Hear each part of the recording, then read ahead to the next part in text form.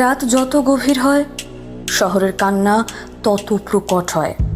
আর সেই কান্নার মাঝে কিছু প্রেম জন্ম নেয়, আবার কিছু প্রেম হারিয়ে যায় চিরতরে। আজ আপনাদের শোনাতে চলেছি এক রোমাঞ্চকর প্রেমের গল্প, যেখানে ভালোবাসার পাশাপাশি আছে প্রতিশোধ, দুঃসাহস আর শেষ ট্রেনের অপেক্ষা।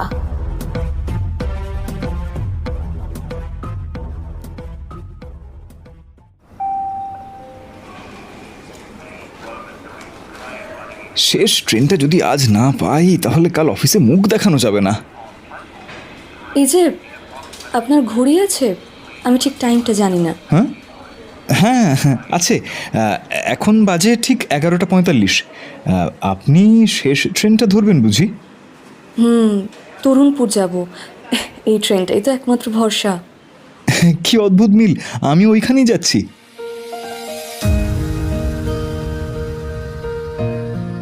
এই প্রথম দেখা, হঠাৎ সংলাপ, আর একটা ট্রেনের কেবিনে পাশাপাশি বসা।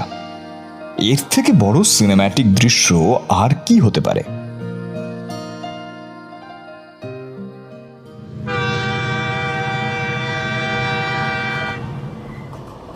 রাতের ট্রেনে দুটো মানুষ পাশাপাশি বসে, বাইরে অন্ধকার, ভেতরে আলো, আর তাদের মাঝে ধীরে ধীরে জন্ম নিচ্ছে এক বন্ধন, অজানা অথচ আপন। আপনার নামটাই তো জানা হলো না। প্রিয়া। পুরো নাম বললে আপনি হেসে ফেলবেন। প্রিয়া বন্দ্যোপাধ্যায়। না না, সুন্দর নাম। আমি সুমন, সুমন রায়।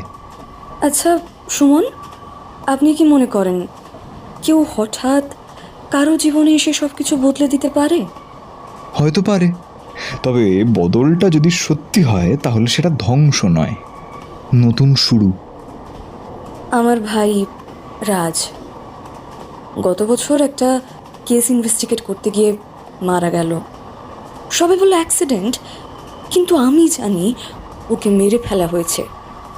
আপনার ভাই রাজ বন্দ্যোপাধ্যায়? আপনি চেনেন? না, আমি নাম শুনেছি। ওই সাংবাদিক ছিলেন না উনি? হ্যাঁ, ড্রাগস আর আন্ডারওয়ার্ল্ড নিয়ে কিছু জোরালো প্রমাণ পেয়েছিল। তারপর একদিন ও আর ফিরল না। সুমনের মুখ হঠাৎ পাথরের মতো হয়ে গেল। সে জানে এই মেয়েটার ভাইকে কে খুন করেছিল, কিন্তু আজও সে নিজের অতীত থেকে পালাচ্ছে। ওর ভাই রাজ ঠিক ছিল, কিন্তু আমি যদি সব ওকে বলি, যদি প্রিয়া সব জেনে ফেলে আমি কে ছিলাম। একটা মানুষের ভিতর কতটা অন্ধকার লুকিয়ে থাকে তা বাইরে থেকে বোঝা যায় না। সুমনের জীবনেও ছিল সেই অন্ধকার অধ্যায়। তুই এখন রাবণের ভাই, যারা পথে আসবে কেটে ফেলবি। আমরা কাজ করি টাকার জন্য, কিন্তু মেয়েদের উপরে অত্যাচার আমি সহ্য করব না। তাহলে তোকে আমরা আর সহ্য করব না। মনে রাখিস সুমন, রাবণ ছাড়ার পথ শুধু একটাই, মৃত্যু। সুমন পালায়, পরিচয় বদলায়, কিন্তু ড্যানির চোখে সে এখনো বিশ্বাসঘাতক, আর বিশ্বাসঘাতককে কেউ ক্ষমা করে না।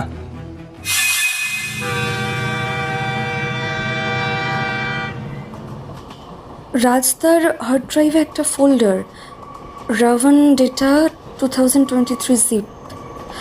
এটা খুলতেই পুলিশ এসে হাজির হয়েছিল। কারা ছিল এই রাবণ? কে এত ভয় পায় ওদের? আমি যদি এখন থেমে যাই তাহলে রাজদার মৃত্যু বৃথা যাবে। তুমি জানো প্রিয়া, কখনো কখনো একটা অজানা মানুষও জীবনে আলো হয়ে আসে। আপনিও তাই মনে করেন? আমি তো ভাবতাম শুধু আমিই বেশি ভাবি। ভালোবাসা শব্দে নয়, চোখের ভাষায় শুরু হয়, আর এ যেন ঠিক সেই মুহূর্ত। এইবার ওদের আস্তানার লোকেশন পেয়ে গেছি, এখন সময় পাল্টানোর। তুমি কে সুমন?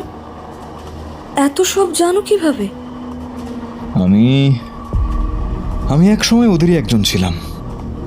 আমি চুপ থাকলে তুমিও মারা যাবে।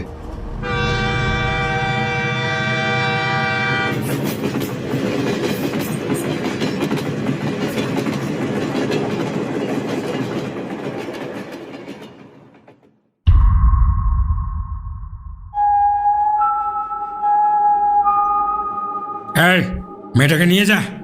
একদিন হঠাৎ ড্যানি এবং ড্যানির লোকেরা প্রিয়াকে তুলে নিয়ে যায় তাদের আস্তানা।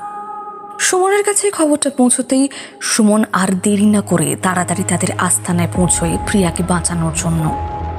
এবং সেখানে পৌঁছতেই তাদের আস্তানার দরজায় লাথি মেরে ভেঙে ফেলে। সুমন, সাহায্য করো! তুই আমাকে ভুলভাবে ব্যবহার করেছিস ড্যানি।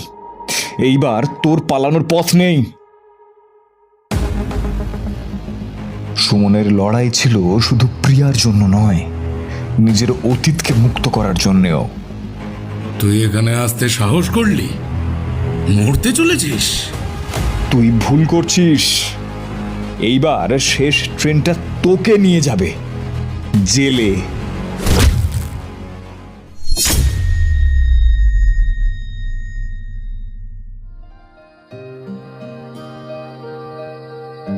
এই ট্রেনটা শেষ ট্রেন। তুমি গেলে আবার হয়তো দেখা হবে না। আমি যাব না। আমি এবার থেকেই যাব তোমার পাশে, তোমার সঙ্গে।